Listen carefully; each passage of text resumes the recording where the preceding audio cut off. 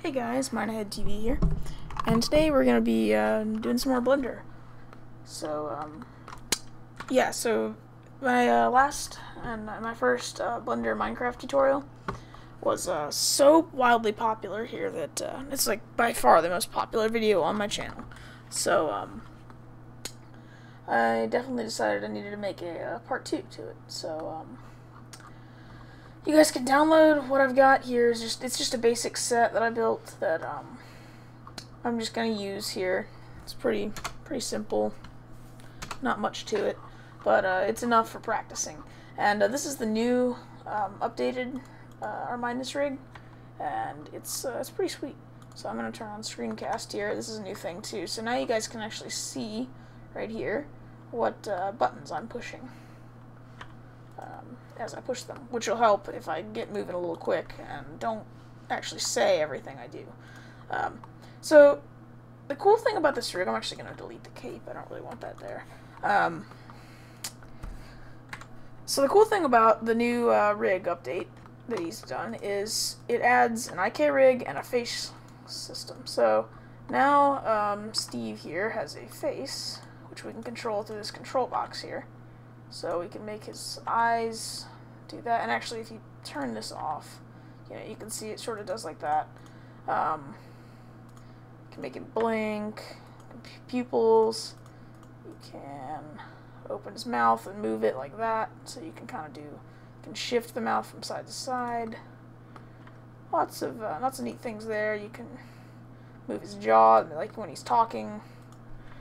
Let's see, what do these do? Oh yeah, that's just individual eyelash controls. Let's see what that does. I think it controls the mouth, but you have to open it. It's the eyebrow, so you can even raise his eyebrow if he's confused. So, anyway, there's a lot more to it. It makes for more complicated animating, but it also makes the animations look so much nicer. And so I use an IK rig whenever I get the chance, because it is, once you learn how to use it, it's actually much more intuitive, really, and it's just way better. So, you may be wondering, what is an IK rig? Basically, the gist of the IK rig is, instead of controlling in a normal rig, you would select this bone, like we did in the last video, and these bones are all parented to this bone. So if you want to move these bones, you move this bone. In an IK rig, it's the opposite. It's from out to in, instead of in to out. Now, the nice thing about that, from the user perspective, is now you get to place the foot where you want the foot to go. It makes walk cycles a lot easier and a lot more realistic, because the foot doesn't tend to slide around like it's walking on ice. So, this rig also has fingers, which are pretty cool. I don't know how much we'll be using them. We probably won't be using them much at all today, but they are pretty sweet, yeah, I don't think we're going to use those right now, because they get complicated and there's limited use for them, since you would need to be holding an item. But maybe at some point we'll get to him. So, let's rotate him. I think for today I want to have him walk along this way, and then I'm going to have maybe the Ender Dragon swoop in on him. That should be fun.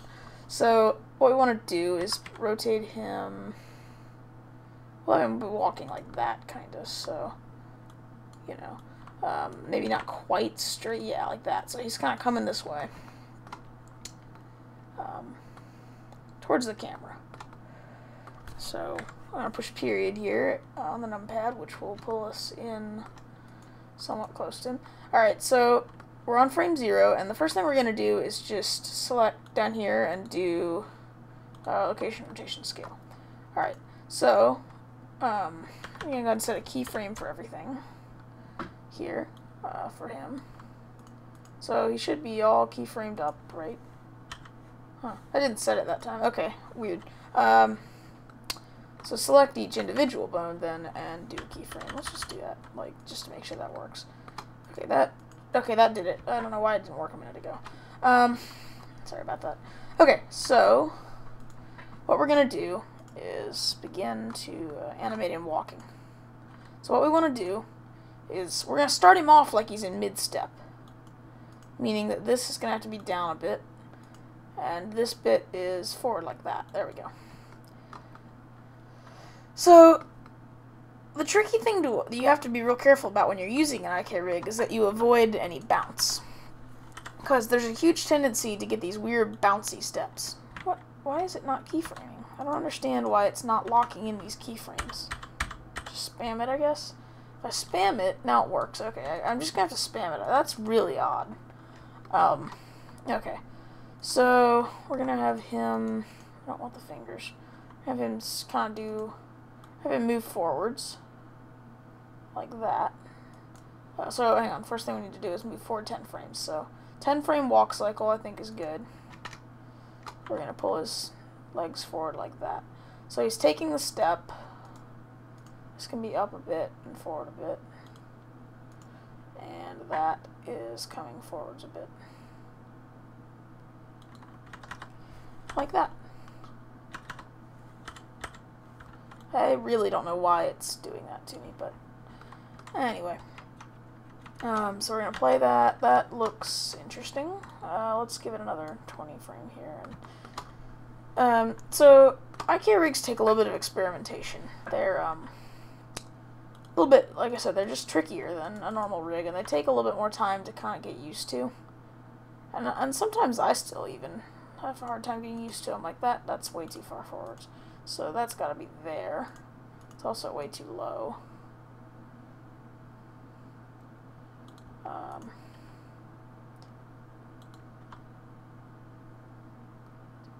So, like, that's not bad. I don't know if that's great, but yeah, we're gonna have to adjust this one. He looks like he steps way too far forwards. So I actually haven't used this IK rig a whole lot. This particular one, it's not the one I use in my animations, and it's a little different from what I'm used to. So apologies if I have a little bit of a tough time in the beginning here, but it's a process. All right. So what we're gonna do now is just continue this walk. So we're gonna pull his whole body forwards with that. Bring this up like that. And we'll do the arms again in a minute. Right now we're just coming in and doing these because that's the easiest thing to do, honestly. Is come in and use this. Just do the legs first here. So if we look at him now, he should just be walking along kind of, yeah, just like that. That's not bad. And it'll look pretty decent from here, I think. Yeah, he's just cruising right along. Okay, so we'll just need to repeat this cycle a little bit.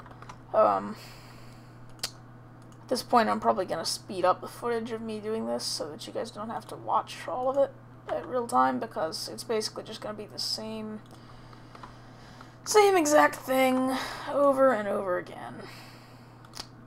But that's a lot of animation. You just sort of you repeat things a lot. Same kind of steps here. That's just how it goes. So put that down. Alright, so at this point, I think we're going to grab the Ender Dragon and get him in a position. So he's going to just come shooting in like this. So he'll be off screen there, and the camera's going to kind of swing as he comes rocketing over. I like this idea. Let's do this. So we need to just line him up like, not that. Make sure you don't do that. Grab the bones. Get him lined up so that it's a nice straight shot across. And that looks good. Alright.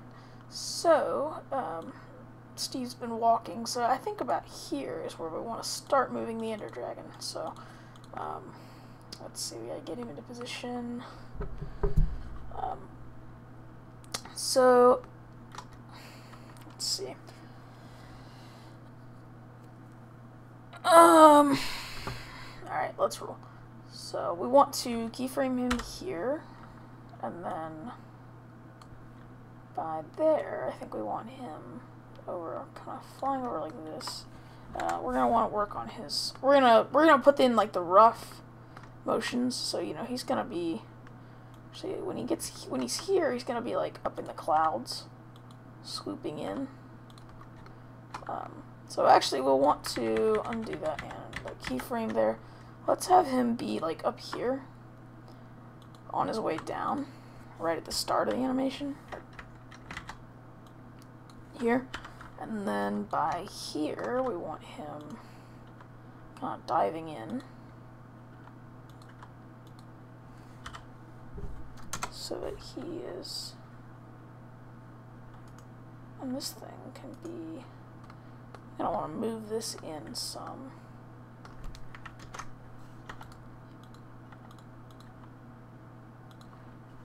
Like that. So he's just going to come skimming in like that.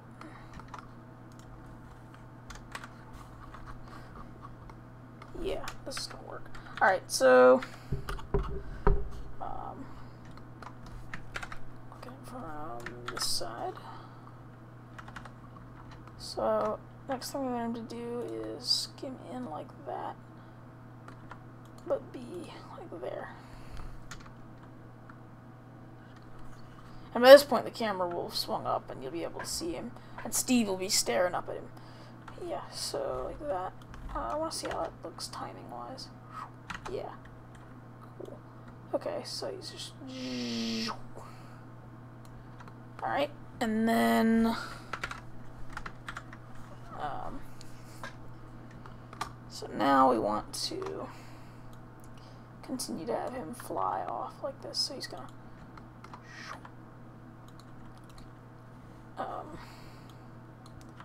like this. That looks good. And then have him fly off. But you won't actually see that part. Okay, so just having a look at that. That looks good. Alright, so now that we have the basic motion in, we're actually going to go in and do the wings and stuff, which will be a little bit more interesting. So we only really need to start. You only want to work on things that you're going to have to work on. So let's get the camera motion in. So he comes in, and by about here, Steve should be getting ready to like freak out and look up and all. So we want the camera to start here and be gently panning this way.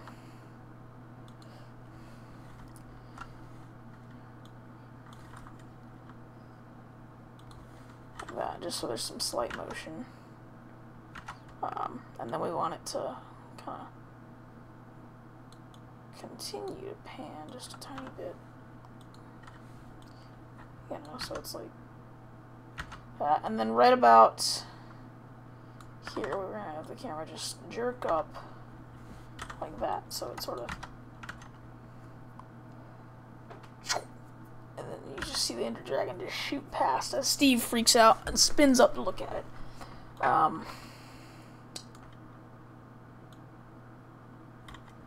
Like that, there you go, and then he just, and Steve will adjust his walk so that he's spinning and looking at it by that point. But so basically, the Ender Dragon's own, we really need to do it from like here. So I'm gonna say that I'm just gonna decide that should be the point where we start on this. So we want his wings to beat. So we want to. Starting here, we want his wings to be like R minus 15 maybe, or something like that. Yeah, that looks good. R minus 15. Oh, okay, on this side we're going to have to do R... I don't care about Dropbox. R15, okay. That looks pretty good. And then this... like R20 maybe? Yeah, R20 looks good. So his wings are flat. That.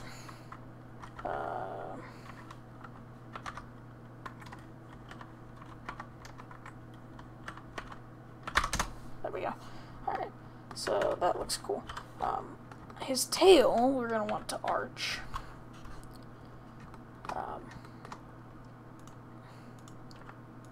So I'm glad that they made the tail an IK rig, because that's going to make it much easier to aim the tail where we want it. So it sort of does that. Yeah, that's a good thing. The tail's an IK rig. Same thing of here. So we can kind of do that. So that looks pretty cool. Like he's just sort of flying in. By here, we want his wings up again.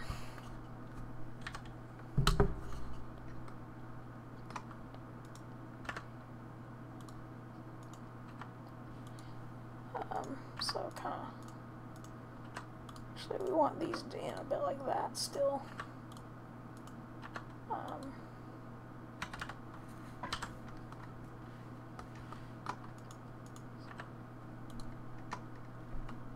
And we want to kick these legs back.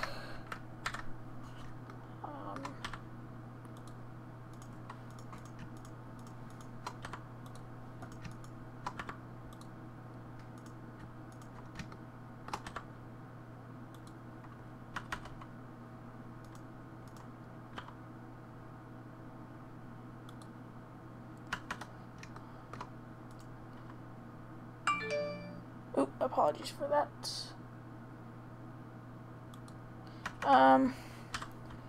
So let's see. So we're kind of getting this sort of swooping motion, and just gonna. Okay, so we're going to do that, and just probably a downward beat now because he just did an upward beat a second ago. So it's gonna look like that. So I want to see what this looks like from this thing's perspective. So you kind of see the, yeah, like that. That looks good. That's just sort of like a flash by of the Ender Dragon. Yeah, that shouldn't be too bad.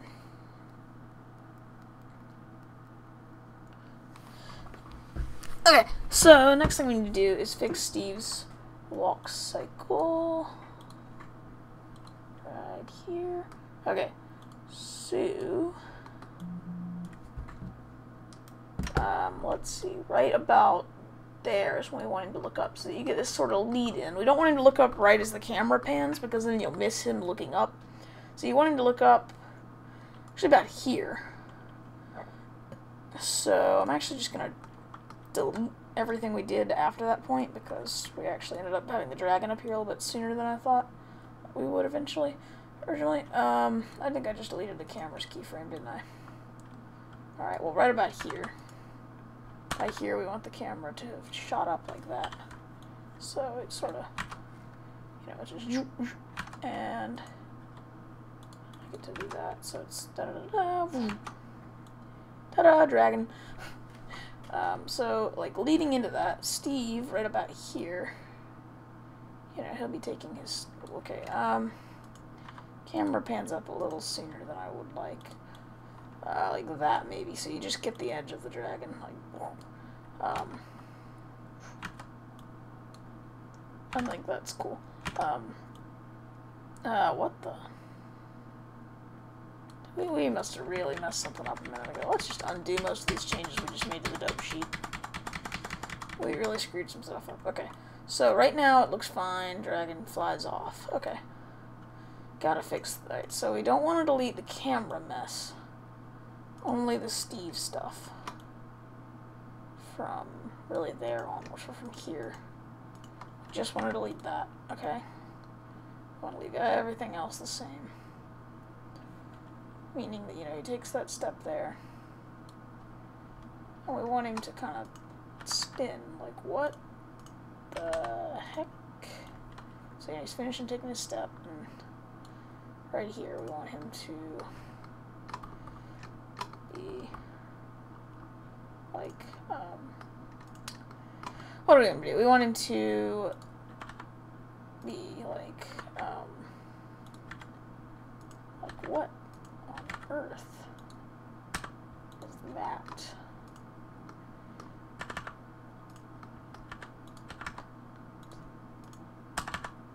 have him throw his arms out, because that's usually like a sign of sort of shock and ready to fight and all that mess. So have him throw his arms out and look to the sky. Like that. There we go. So he's going along and suddenly the dragon appears. So you get this. And that doesn't look bad.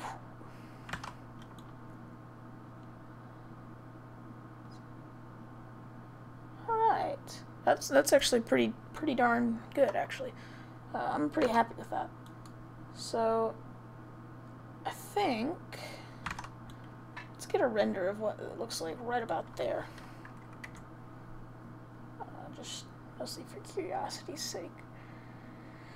Alright, that's pretty cool. We get some weird speckling of Steve. That always seems to happen with this rig. I think that what we need to do is turn the anti-aliasing up some, and that ought to help it. Let's make sure that fixed that problem. Okay, it's still there, but it's much better. Okay, so what we need to do, I keep saying, I need to stop that. We need to, I want to see, trying to make sure that this texture has, that should fix it, I think. Turn the filter size down to 0.10. Alright, that seems to have helped. Yeah, so that problem is a mip mapping error. And just turning the filter size down to 0.10 like that fixes it. Okay. I'm pretty happy with that. I think we might call that a finished thing. Alright. So I'm about to end this off, but one last thing I want to do is not dope sheet. I want the graph editor. So we're going to finish this up, or node editor. Last thing we want to do is we're going to go to the compositor here. Now, a lot of you probably haven't used this before. It's more of an advanced feature of Blender, but it's very useful. And what we're doing here is not that tricky. So what we want is a vector blur, and we're going to stick right in here. So I think that was a good frame to render there. And we've locked up. Okay, fun. There we go. Okay, so what it'll do is actually blur this a bit, which is good. You want some motion blur. You can go into render settings here and just turn on motion blur. Sampled motion blur. Sampled motion blur is good. It's actually much better than vector blur, but vector blur, the advantage to vector blur is okay, so the advantage to vector blurring is I'll stop saying wrong. It allows you to, what am I trying to say? It allows you to just blur the parts of the image that are in motion, and makes for much better stuff. So let's throw that stuff in there. It's rendering really slow because I'm recording as well. Basically, we're just going to play with these values a little bit and probably add some blur. Like, let's do it 1.5. So it should, this viewer node I just added will ideally give us a, it'll pull up on the background. It's rendering at a snail's pace right now, and I don't even know why. Probably because I'm recording. There it goes. Okay, so actually can't see that much from that. Oh, right, because it hasn't blurred. Okay, so the last thing you need to make sure you do before you can do this is you have to get, I believe it's vector is the one you need to add. Yeah, so we're going to render that one last time because it's going to include the vector pass in render layers. And that gives it speed data, which is what it needs to be able to blur it. Alrighty, almost done. Just want to see that this looks good, and we'll call it an episode because it's late and I need to go to bed. Alright, let it composite. It might take it a second. I like how the progress bar, it always stays all the way at minimum until the point when it actually works, and then it goes to max. Now, one last thing, that this is not actually going to work yet because we need to throw speed to speed, Z to Z, and alpha to alpha, Z to Z, alpha to alpha, Z to Z. Whenever you've got something that has this fast motion like this, you really want to have some sort of motion blur in it, because that's how it would look if you actually recorded this on film. So see how that blurs like really crazy? That's too much blur, actually. I'm just going to leave it on 1. Because as cool as that is, I think that would distort the image so much it just wouldn't work. 1 is probably better. Okay, that looks a lot less blurred than it did in the thing. I think we need to render this and let it recomposite. That was funny. That's way too much blur. Okay. So that should be good.